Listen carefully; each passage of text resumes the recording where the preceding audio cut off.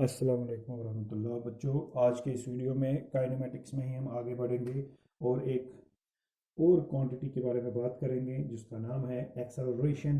तो आपने इस टर्म को कई बार सुना होगा और आपको पता भी होना चाहिए कि ये एक्चुअली होता क्या है, लेकिन क्योंकि हमारे यहाँ पर सिलेबस में है तो हम ये नहीं मान के चलेंगे कि आपने इसको 9th क्लास में पढ़ा है।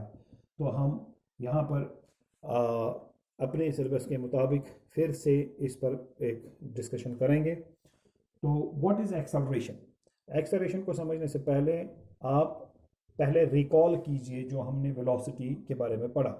आप जानते हैं कि वेलोसिटी क्या होती है? वेलोसिटी का मतलब होता है the rate of change of displacement of an object और ए बॉडी और ए पार्टिकल। किसी ऑब्जेक्ट, किसी पार्टिकल या किसी बॉडी की डिस्प्लेसमेंट किस रेट पर चेंज होती है, आप इसको सिंपली कह सकते हैं डिस्प्लेसमेंट पर यूनिट टाइम।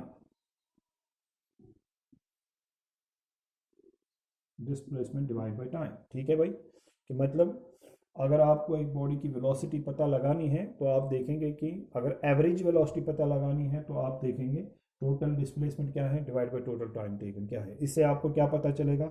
इससे आपको पता चलेगा जैसे कि अगर डिस्प्लेसमेंट मान लीजिए आपको मिली 5 मीटर्स और पर यूनिट टाइम यानी पर सेकंड, तो आप कहेंगे कि इसकी वेलोसिटी है 5 मीटर्स पर सेकंड, यानी कि 5 मीटर चला है एवरेज में एक एक सेकंड में। ठीक है ना? तो ये वेलोसिटी होती है। फिर आप जानते हैं इसका इंस्टेंटेनियस वैल्यू हम कैसे लिखते हैं। एवरेज को हमेशा हम या तो जनरली इस तरह से लिखेंगे v is equal to S by T, या फिर हम लिखेंगे v is equal to delta S divide by delta T. कभी कभी इस s के बदले x भी हम x से भी हम इसको डिनोट करते हैं, तब हम लिखते हैं delta x divide by delta T. इसको इंस्टेंटेनियस मत समझिए, ये अभी तक एवरेज ही है। फिर ये इंस्टेंटेनियस जब बनाना है तो हम लिखेंगे इंस्टेंटेनियस वेलोसिटी को कैसे रिप्रेजेंट करेंगे, ये हम पिछले वीडियोस में देख चुके हैं। हम उस वक्त लिखते हैं delta S divide by delta T, limit delta T tends to 0। अब ये इंस्टेंटेनियस वेलोसिटी है। इसको शॉर्ट फॉर्म में लिखेंगे तो हम लिखेंगे D S divide by D T. ठीक है, वेक्टर साइन रखेंगे क्योंकि ये एक शाबाश वेक्टर क्वांटिटी होती है वेलोसिटी।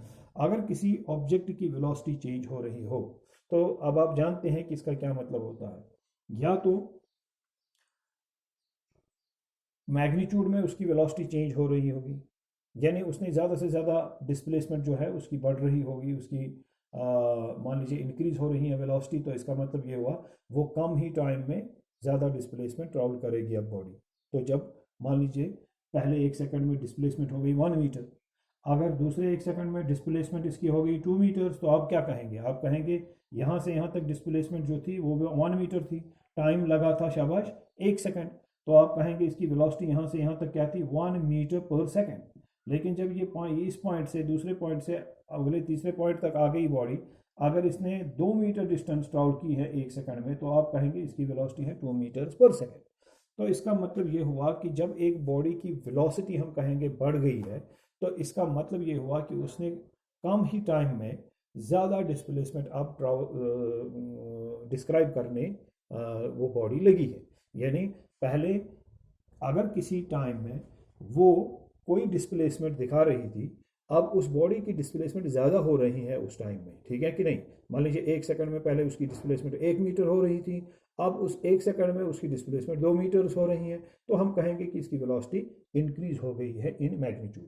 इसी तरह से इसकी वेलोसिटी किसी बॉडी की डिक्रीज भी हो सकती है। आई बात समझ में? मतलब ये आप जानते ही हैं कि अगर किसी बॉडी ने किसी टाइम में कोई डिस्प्लेसमेंट इसकी हो गई, अगर अब उसी टाइम में उतनी डिस्प्लेसमेंट नहीं हो रही है बल्कि उससे कम हो रही है, तो वेलोसिटी क्या हो रही है? डिक्रीज हो रही है। ठीक है, फिर वेलोसिटी का चेंज होना, वेलोसिटी का इंक्रीज होना या फिर वेलोसिटी का डिक्रीज होना है। ठीक है कि नहीं? दूसरी बात, वेलोसिटी तब भी चेंज हो सकती है जब एक बॉडी अपनी डायरेक्शन चेंज करे। मिसाल के तौर पर मैं आपसे ये कहूँगा, ये पहले वीडियो में हम दिखा चुके हैं अच्छे से, लेकिन अब यहाँ पर हम इसको थोड़ा सा रिकॉल कर रहे हैं।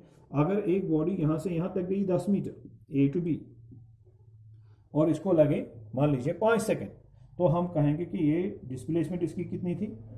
शाबाश, from measure from initial to final position, तो डिस्प्लेसमेंट कितनी थी? 10 मीटर्स।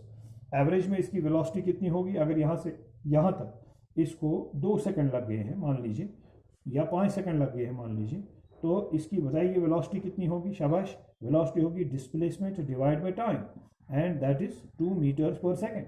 ठीक है भाई, 2 मीटर्स पर सेकेंड, 5 1 ज़ा 5 2 ज़ा। ठीक है, अब इसकी वेलोसिटी 2 मीटर्स पर सेकेंड है, तो इसका क्या मतलब हुआ? शाबाश, अगर वेलोसिटी 2 मीटर्स पर सेकेंड है तो इसका मतलब है कि इसने 2 मीटर्स ट्रैवल किए हैं हर एक सेकेंड में। ठीक है ना। अब अगर यही बॉडी वापस लौट रही है, यहां तक आ रही है, मान लीजिए पॉइंट सी तक, और पॉइंट सी पर क्या है कि यहां से यहां तक 5 मीटर है। अब इसकी बताइए यहां से यहां तक भी 5 ही होंगे, क्योंकि टोटल कितना है 10, वापस कितना आ गई बॉडी 5, बाकी कितना बचा यहां से यहां तक 5। अब इसकी इनिशियल पोजीशन क्या है? ए। फाइनल पोजीशन क्या है? बी तो नहीं है, फाइनल पोजीशन अब सी है। इनिशियल टू फाइनल पोजीशन कितनी डिस्टेंस रही? वो रही फिर से 5 मीटर्स। तो अब इस पार्टिकल की या इस बॉडी की डिस्प्लेसमेंट कितनी है? Just 5 metres, because displacement is, शाबाश, जो इसकी सेपरेशन होगी, जो इसकी जो डिस्प्लेसमेंट जो इस पार्टिकल की है वो हम मेजर करते हैं from its initial to final position. जो इसकी स्ट्रेट डिस्टेंस होगी from initial to its final position, वैसे हम डिस्प्लेसमेंट, वही हम डिस्प्लेसमेंट ले लेंगे। तो इसकी डिस्प्लेसमेंट ये है, ये है, तो वो है अब 5। तो टाइम कितना लगा है? अब यहाँ से यहाँ तक कितना लगा था? 5 सेकंड। मान लीजिए वापस आने में और 3 सेकंड लग गए, कितना हो गया? 8 सेकंड। तो मान लीजिए यहाँ से यहाँ ये जो डिस्प्लेसमेंट आपकी है, अब कितनी है? 5 मीटर्स, डिस्प्लेसमेंट 5 मीटर्स है। ठीक है, लेकिन टाइम है 8 सेकंड, तो इसकी वेलोसिटी आप देखेंगे डिस्प्लेसमेंट डिक्रीज हो गई है। ठीक है ना। तो लिहाजा इसकी जो वेलोसिटी है पहले कितनी थी? जब डिस्प्लेसमेंट ए टू बी थी तब, यानी 10 मीटर थी, टाइम लगा था 5 सेकंड, इसकी वेलोसिटी थी 2 metres per second, 2 metres per second. लेकिन अब है 8 डिवाइड बाई 5, और 8 डिवाइड बाई 5 क्या होता है? ये तो less than, it is less than 2 metres per second. तो इसकी वेलोसिटी क्या हो गई? डिक्रीज हो गई। अब वेलोसिटी कैसे डिक्रीज हो गई? क्योंकि डिस्प्लेसमेंट डिक्रीज हो गई और टाइम इंक्रीज हो गया। तो वेलोसिटी डिक्रीज हो सकती है। डिस्प्लेसमेंट, जब किसी टाइम में जो डिस्प्लेसमेंट ट्रैवल हो रही हो, अगर वो डिस्प्लेसमेंट अब नहीं ट्रैवल हो रही हो उस टाइम में, बल्कि उससे कम ही डिस्प्लेसमेंट हो रही हो, बॉडी की डिस्प्लेसमेंट जो है वो कम हो रही हो इन द सेम टाइम, तो हम कहेंगे इसकी वेलोसिटी डिक्रीज हो रही है। ठीक है कि नहीं। या फिर अगर इसने टाइम इंटरवल बढ़ा दिया, यानी जो डिस्प्लेसमेंट पहले किस टाइम में हमें देखने को मिलती थी, अब वो डिस्प्लेसमेंट उस टाइम में नहीं मिलती हैं, बल्कि ज़्यादा टाइम में वो डिस्प्लेसमेंट हो रही है, तो अब क्या हो गया? टाइम इंक्रीज हो गया, तो वेलोसिटी फिर से डिक्रीज होगी। ठीक है कि नहीं। तो ये तो बिल्कुल सिंपल सी बात है, और इस पर हम थोड़ा सा वो न्यूमेरिकल्स के ज़रिए भी मैं दिखा चुका हूँ पिछले लेक्चर में, एवरेज वेलोसिटी, स्पीड वगैरह, एवरेज स्पीड, इंस्टेंटेनियस स्पीड वगैरह, वो सब चीज़ें। यहाँ पर मुझे एक्सेलरेशन की बात करनी है, तो मुझे थोड़ा सा जोर देना पड़ रहा है कि वेलोसिटी के चेंज होने पर। तो अब आप देख रहे हैं कि वेलोसिटी इंक्रीज हो सकती है, ठीक है भाई, और वेलोसिटी किसी बॉडी की डिक्रीज हो सकती है। ठीक है ना, इन मैग्नीट्यूड। और दूसरी बात, वेलोसिटी की डायरेक्शन भी चेंज हो सकती है। वेलोसिटी की डायरेक्शन किसी भी पॉइंट पर क्या होती है? Simple, direction of motion, direction of displacement. ठीक है कि नहीं। जो उस बॉडी की किसी पॉइंट पर डायरेक्शन ऑफ मोशन होती है, वो उसकी डायरेक्शन ऑफ वेलोसिटी होती है। अब मान के चलते हैं एक पॉइंट जो है, एक पार्टिकल जो है अलोंग एक्स एक्सिस मूव कर रहा है, मान लीजिए यहां से जा रहा है। तो जब ये particle along x axis move कर रहा है, मान लीजिए अचानक यहां पर पहुंचकर ये मूव करने लगा अलोंग वाई एक्सिस, तो आप बताइए क्या हो गया? पहले तो ये डायरेक्शन ऑफ मोशन थी अलोंग एक्स एक्सिस, अब डायरेक्शन ऑफ मोशन है अलोंग वाई एक्सिस, तो वेलोसिटी चेंज हो गई। मगर हम कहेंगे कि अगर इसका मैग्नीट्यूड वही रहा, मान लीजिए पहले अगर वेलोसिटी थी 2 मीटर्स पर सेकेंड, और वाई एक्सिस के अलोंग जाते हुए भी 2 मीटर्स पर सेकेंड, लेकिन फिर भी यहाँ पर वेलोसिटी चेंज हो गई है because of the change in direction of motion. आई बात समझ में? तो इसका मतलब ये सीधे ही पता चलता है, 9th क्लास में भी पढ़ चुके हैं, शाबाश, क्या? That velocity being a vector quantity, इसमें जो चेंज आ जाती है, तो velocity can change when there is a change in its magnitude और इन इट्स डायरेक्शन और इन बोथ। भाई वेलोसिटी कब चेंज होती है? शाबाश, जब इसका मैग्नीट्यूड चेंज हो जाए, शाबाश, जब इसकी डायरेक्शन चेंज हो जाए, या जब दोनों चेंज हो जाए। ठीक है कि नहीं।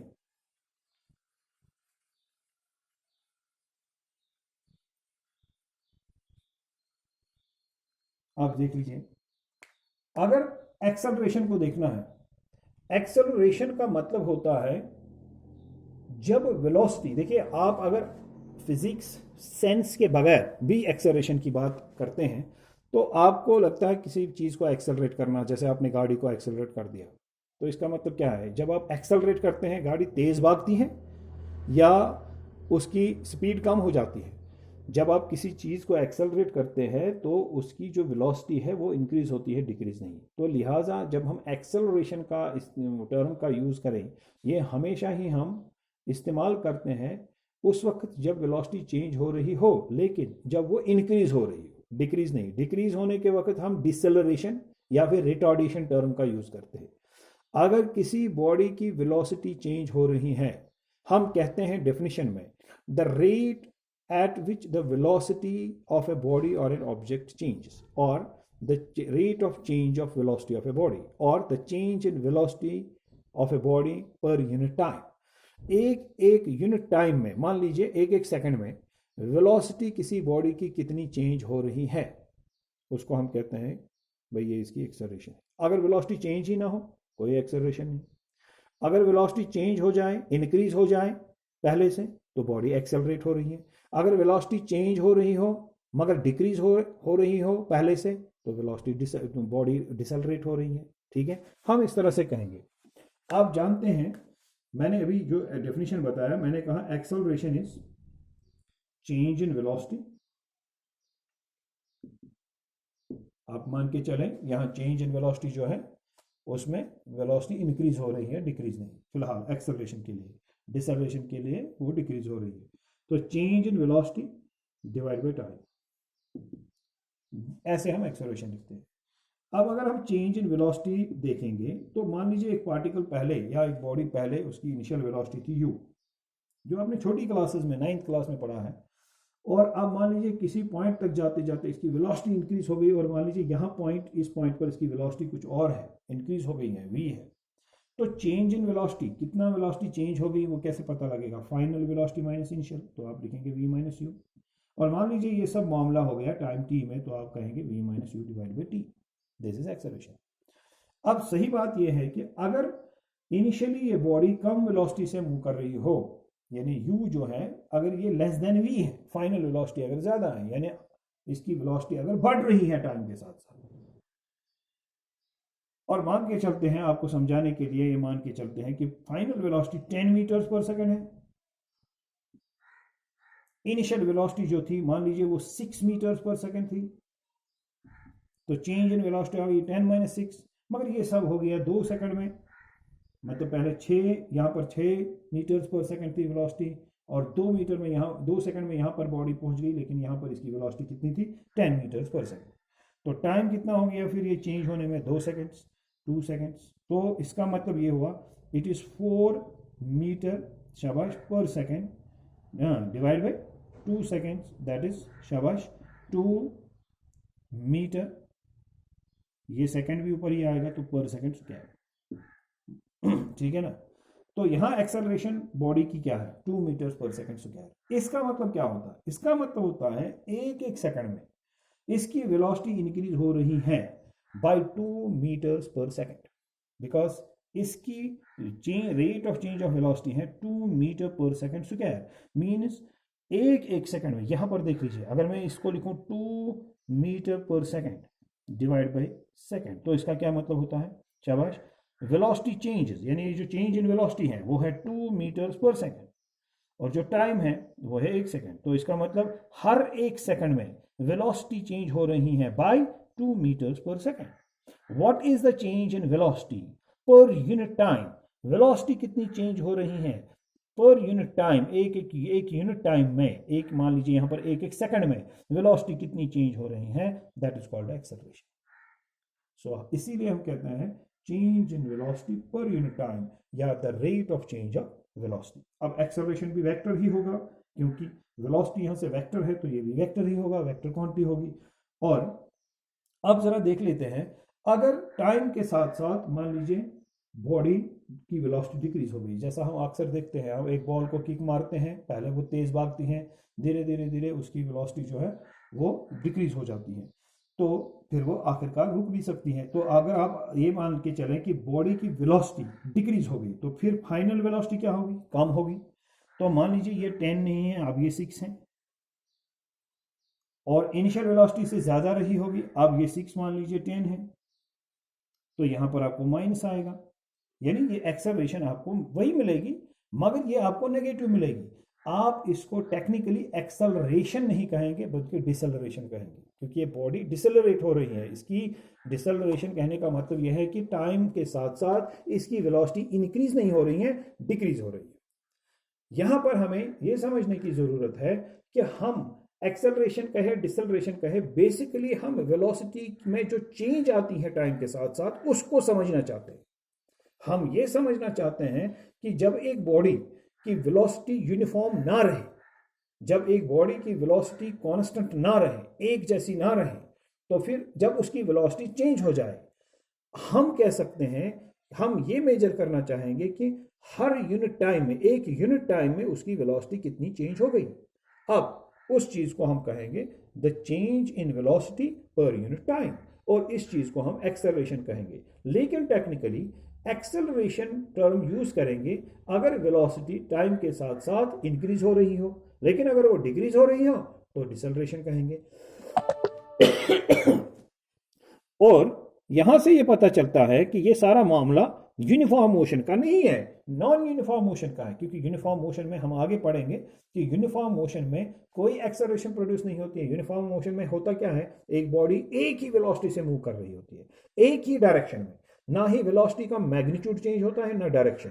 तो इसका मतलब एक जैसी मोशन जब किसी बॉडी की रहे, स्पीड एक, डायरेक्शन एक, तो इसका मतलब उसकी वेलोसिटी चेंज बिल्कुल नहीं हो रही है। तो हम ऐसी मोशन को क्या कहेंगे, यूनिफॉर्म मोशन करेंगे, तब करेंगे हम, ठीक है। तो जब वेलोसिटी चेंज ही नहीं हो रही है तो what will be the change in velocity, initial velocity final velocity same होगी, तो चेंज इन वेलोसिटी जीरो। अगर मैं यहाँ v और u दोनों सेम है तो यहाँ पर भी मैं लिखाऊंगा u, v के बदले u ही लिखूंगा, तो u माइनस यू क्या बनेगा, जीरो बनेगा, तो वहां पर कोई एक्सेलरेशन नहीं होगी।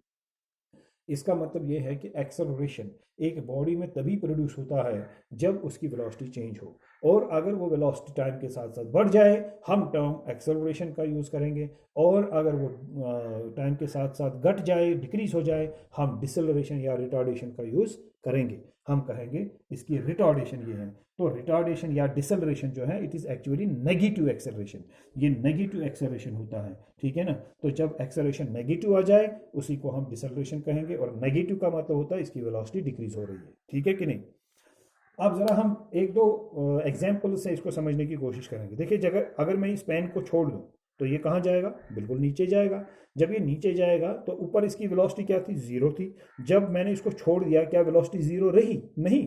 जब ये नीचे चला गया इसकी वेलोसिटी बढ़ती गई बढ़ती गई। आपने देखा होगा, अगर ऊपर से आप बहुत ऊपर से किसी चीज को डाल देते हैं, मान लीजिए ऊपर से आप एक छोटे से पत्थर को यहाँ से, छोटे सा कंकर एक शीशे पर यहाँ से डाल देते हैं, तो ये शीशे पर गिरेगा लेकिन शीशा टूटेगा नहीं। शीशा मान लीजिए मेरा हाथ है, ये मान लीजिए कंकर है, एक पेबल है, इसको मैंने छोटा सा पत्थर, छोटा सा कंकर है, मैंने छोड़ दिया, शीशे पर गिरा, शीशा नहीं टूटा। मैंने बहुत ऊपर ले लिया, इसको छोड़ दिया, तो जब ये शीशे पर गिरेगा शीशा टूट जाएगा। क्यों, क्योंकि जैसे ही ऊपर, बहुत ऊपर से आ गया, जितना ये नीचे आ जाता है इसकी वेलोसिटी बढ़ती जाती है, इंक्रीज होती जाती हैं। जब ये हिट करेगा इसको बहुत नीचे तो उस वक्त इसकी वेलोसिटी बहुत हाई हुई होगी, जिसकी वजह से इसकी काइनेटिक एनर्जी भी बढ़ गई होगी, और जिसकी वजह से ये शीशे को तोड़ देगा, ठीक है कि नहीं। लेकिन जब आपने इसको बहुत ऊंचाई से नहीं छोड़ा, यहाँ पर वेलोसिटी क्या थी, जीरो। जब आपने छोड़ा तो वेलोसिटी ज़्यादा नहीं बढ़ी थी, ठीक है ना, तो इसने ज़्यादा हाइट से ही नहीं उतरा था, वेलोसिटी ज़्यादा नहीं बढ़ी थी, और शीशा टूटा भी नहीं। इसका मतलब ये हुआ कि जब हम किसी हाइट से किसी ऑब्जेक्ट को ड्रॉप करते हैं उसकी वेलोसिटी टाइम के साथ साथ नीचे आते हुए इंक्रीज हो जाती है, और उसकी मैक्सिमम वेलोसिटी होती है when the object hits the ground. जब वो ऑब्जेक्ट अर्थ को हिट करेगा उस वक्त उसकी मैक्सिमम वेलोसिटी होती है। अब बताइए इसकी वेलोसिटी डिक्रीज हो गई या इंक्रीज, नीचे आते आते इसकी वेलोसिटी इंक्रीज हो गई। अब इसमें जो एक्सेलरेशन प्रोड्यूस होगा वो उसको एक्सेलरेशन कहेंगे या डिसेलरेशन कहेंगे, उसको एक्सेलरेशन कहेंगे। तो हम कहेंगे when a body is dropped from a height it accelerates. हम ये नहीं कहेंगे कि it decelerates, it accelerates, its velocity increases, और इसका एक्सेलरेशन हमेशा पॉजिटिव आएगा। इसीलिए आप जब किसी बॉडी को किसी हाइट से छोड़ देते हैं, आप कहते हैं इसमें एक्सेलरेशन आ गई जी, एक्सेलरेशन ड्यू टू ग्रेविटी। अगर ना फ्री फॉल किसी बॉडी का हो तो आप उसको हमेशा पॉजिटिव लिखते हैं 9.81 मीटर्स पर सेकंड स्क्वायर, और आप कभी भी इसको नेगेटिव साइन नहीं देते हैं जब बॉडी नीचे आ रही होती है, ठीक है कि नहीं। लेकिन अब इसी बॉडी को आप ऊपर फेंकिए, तो जब ये ऊपर जाएगी, ऊपर ऊपर ऊपर ऊपर ऊपर आएगी, तो ऊपर जब ये मैक्सिमम हाइट तक पहुंच जाएगी, जिसके बाद ये ऊपर नहीं जाएगी, वहां पर पहले इसको रुकना है और फिर नीचे आ जाना है। जब ये ऊपर रुकेगी तो इसकी वेलोसिटी क्या होगी, जीरो होगी। तो जब आप नीचे से इसको ऊपर फेंक रहे होते हैं, क्या नीचे भी आप इसकी वेलोसिटी जीरो रखते हैं? नहीं, क्योंकि तब ये ऊपर जाएगी ही नहीं। अगर आपने नीचे भी इसको वेलोसिटी जीरो ही रखी, जब आपने इसको ऊपर फेंका तो आपने किसी वेलोसिटी से इसको फेंका, वो जीरो नहीं थी। लेकिन जब ये ऊपर चली गई, इसकी वेलोसिटी धीरे धीरे डिक्रीज हो गई और ऊपर इसकी वेलोसिटी क्या बन गई, जीरो। अब बताइए, ये एक्सेलरेट हो रही है या डिसलरेट? वेलोसिटी चेंज हो रही है मगर डिक्रीज हो रही है विद टाइम, और ये डिसलरेट हो रही है। और जब ये डिसलरेट होगी, इसकी एक्सेलरेशन क्या होगी, नेगेटिव। इसीलिए जब आप किसी ऑब्जेक्ट को ऊपर फेंक रहे होते हैं, उसमें एक्सेलरेशन ड्यू टू ग्रेविटी आप पॉजिटिव नहीं लिखते हैं, आप जी उस वक्त नेगेटिव ले लेते हैं, -9.81 मीटर पर सेकंड स्क्वायर। अब एक और पहलू देखते हैं, एक और बात देखते हैं। मान लीजिए आपकी डिस्प्लेसमेंट है s या x किसी पार्टिकल, क्योंकि ये कभी कभी x से बहुत रेफरेंसेस पर रिप्रेजेंट होती हैं, कुछ पर s से। अगर मुझे वेलोसिटी लिखनी हो तो मैं कैसे लिखूंगा? वेलोसिटी, इंस्टेंटेनियस वेलोसिटी लिख के चलते हैं, मैं मान के चलते हैं, तो वो होगी ds डिवाइड बाई dt। और इन टर्म्स ऑफ x क्या होगी वो, शाबाश, vector v is equal to शाबाश dx डिवाइड बाई dt। अब मुझे एक्सेलरेशन लिखनी है, तो मैं कैसे एक्सेलरेशन लिखूंगा? इंस्टेंटेनियस एक्सेलरेशन बताइए, dv rate of change of velocity, कैसे, dv डिवाइड बाई dt। तो यहां से कैसे लिखेंगे इंस्टेंटेनियस एक्सेलरेशन, शाबाश, हाँ, dv डिवाइड बाई dt, यहां से भी ठीक है। लेकिन आप तो जानते हैं ना, ये d बाई dt मैं ऐसे लिखूंगा, लेकिन ये v क्या है, what is this v? It is ds by dt। तो मैं इसके बदले लिख सकता हूं ds बाई dt। और यहां पर भी अगर मैं इस तरह से लिखूं d बाई dt, शाबाश, इस v के बदले क्या लिख सकता हूं मैं, शाबाश, इस v के बदले मैं लिख सकता हूं, शाबाश, dx, v dx divide by dt, ठीक है। तो अब हम एक्सेलरेशन लिखेंगे, एक्सेलरेशन इज d, इसको हम d यहां पर भी हम लिखेंगे d स्क्वायर, लेकिन इसको d स्क्वायर नहीं पढ़ना है, d2s इस तरह से, डिवाइड बाई dt स्क्वायर। और यहां पर शाबाश d2x divide by dt square. ये दोनों चीजें जो हैं ये एक है, इसमें कोई फर्क नहीं है, मैंने सिर्फ यहां पर s की जगह x लिखा। लेकिन यहां से मुझे सिंपल एक चीज पता चलती है, वो ये है, velocity is the first differential of displacement. First differential का मतलब, एक बार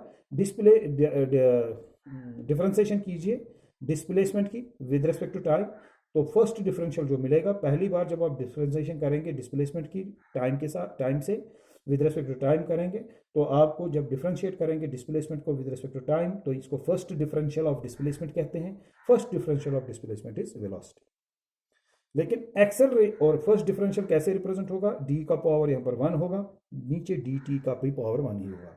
तो जब आप देखेंगे dy by dt, it is first differential of y, ds by dt, this is first differential of displacement, dx by dt, this is first differential of x, this is ds by dt, this is first differential of displacement, and first differential of displacement is velocity। तो फिर ये क्या है, this is second differential of displacement। देखिए d2 s तो displacement है, divide by dt square, ये बनता है सेकंड डिफरेंशियल किसका, डिस्प्लेसमेंट का। तो याद रखा, first differential of displacement is velocity, velocity is the first differential, velocity is first differential of displacement, and acceleration is second differential of displacement। इसी तरह से यहाँ पर भी velocity is first differential of x यानी displacement, and acceleration is second differential of x यानी second differential of displacement। ठीक है। अब इस बिना पर हम अगर थोड़ा सा आगे बढ़ते हैं एक छोटी सी कैलकुलेशन के लिए, तो ताकि इसमें से कुछ चीज़ें पता चले। फॉर एग्जाम्पल एक पार्टिकल की पोजीशन में देता हूँ या चलिए डिस्प्लेसमेंट दे देता हूँ, पोजीशन मान के चलिए suppose 2t² plus 3t plus 5, और मैं आपसे कहता हूं इसकी वेलोसिटी पता लगाइए at t is equal to is at t is equal to 2 seconds, और साथ में इसकी एक्सेलरेशन फाइंड इट्स वेलोसिटी निकालना है, वेलोसिटी एट वेलोसिटी किस पर, किस टाइम पर, at t is equal to 2 seconds, और निकालना है acceleration at t is equal to 2 seconds. ठीक है भाई, तो एक्सप्रेशन फॉर डिस्प्लेसमेंट या पोजीशन हमारे पास है 2t² प्लस 3t प्लस 5। तो अगर ये पोजीशन है या डिस्प्लेसमेंट है तो मैं इसका अगर फर्स्ट डिफरेंशियल करूं तो मुझे क्या मिलेगा, वेलोसिटी। अगर सेकंड डिफरेंशियल करूं तो क्या मिलेगा, एक्सेलरेशन। जब मैं लिखता हूं एट 2 सेकेंड्स, ये खुद ही बनता है इंस्टेंटेनियस वैल्यू, तो मुझे यहां इंस्टेंटेनियस वेलोसिटी चाहिए। और जब मैं at t is equal to 2 seconds लिखता हूं एक्सेलरेशन में, ये बनता है इंस्टेंटेनियस एक्सेलरेशन। देखिए अगर आपको एवरेज और इंस्टेंटेनियस में फ़र्क पता लगाना हो, समझना हो कि इसमें से इंस्टेंटेनियस कौन सा है और शाबाश हाँ एवरेज कौन सा है, इंस्टेंटेनियस वैल्यू जो है वो हमेशा ही उसमें टाइम एक वैल्यू पर, टाइम के एक वैल्यू पर हमें उसको डिफाइन करना होता है। यहाँ पर वहाँ पर दिया होगा at t is equal to 2 seconds, at t is equal to 1.5 second, at t is equal to 1, देखिए टाइम का एक ही वैल्यू होगा। लेकिन जब आपके पास होगा find velocity between 2 seconds and 5 seconds, तो दो वैल्यूज आ गए टाइम के, तो यहाँ पर जब आप वेलोसिटी निकालेंगे वो इंस्टेंटेनियस नहीं होगी, वो एवरेज होगी। या फिर अगर आपके पास होगा what is the velocity of the body, how does the velocity of the body change during its motion in 5 seconds, आप 5 सेकंड में इसकी मोशन हो रही है तो उसमें इसकी वेलोसिटी कैसे चेंज होगी। तो इसका मतलब ये है कि जो क्वांटिटी आप निकाल रहे हैं, मान लीजिए आप एक्सेलरेशन निकाल रहे हैं, तो अगर उसमें टाइम का एक बड़ा वैल्यू दिया है कि 5 सेकंड में बताए 6 सेकंड, तो आपको एवरेज वैल्यू बताना होगा। जनरली जब एक टाइम दिया होगा at 2 seconds 3 seconds at this time at that time, तो वो इंस्टेंटेनियस वैल्यू होता है। जब दो इंस्टेंट्स ऑफ टाइम के दरमियान वैल्यू पता लगाना हो तो वही एवरेज वैल्यू होता है। ठीक है कि नहीं, ये पहचानने का एक तरीका है। तो अगर आपको वेलोसिटी निकालनी है तो आप इसका फर्स्ट डिफरेंशियल निकालिए, आप लिखेंगे v इज इक्वल टू शाबाश dx डिवाइड बाई dt। अब dx का मतलब क्या है, चलो मैं वेक्टर साइन अभी के लिए रहने देता हूँ। सो dx डिवाइड बाई dt, तो d by dt of x, what is x, it is 2t² plus 3t plus 5। अब मैं आपको पता क्या कहूँ, बहुत से डिटेल्ड तरीके से डिफरेंशिएशन पढ़ा चुका हूँ, तो ये बताइए क्या होगा, यहाँ पर क्या आएगा 2dt² डिवाइड बाई dt शाबाश plus 3 dt by dt plus शाबाश differentiation of 5 d5 by dt। तो ये क्या बनेगा, ये बनेगा v is equal to dx, यानी फर्स्ट डिफरेंशियल ऑफ डिस्प्लेसमेंट, ये बनेगा पावर डाउन शाबाश पावर -1 2 -1, यहाँ पर dt कैंसल्स और डिफरेंशिएशन ऑफ कांस्टेंट यानी 5 0, तो वेलोसिटी आएगा यहाँ पर 4t प्लस 3, ये आपका v आ गया। मगर निकालना किस टाइम पर है, एट 2 सेकेंड्स, तो आप यहाँ पर लिखेंगे v is equal to dx by dt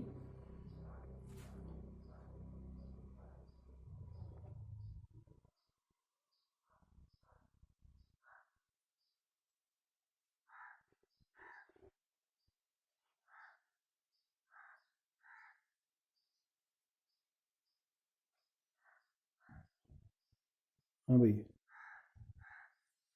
eight शाबाश t is equal to 2 seconds, और आपको क्या मिलेगा शाबाश at 2 is equal to 2 second. मेरे फ़ोन की बैटरी जो है ख़त्म हो रही है, तो मैं इसको जल्दी से करूँगा।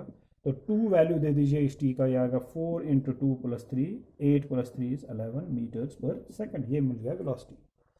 अब अगर आपको एक्सेलरेशन निकालनी हो तो आपका v जो है वो क्या आ गया यहाँ पर, v is equal to 4t plus 3, इसकी और डिफ्रेंसिएशन कीजिए।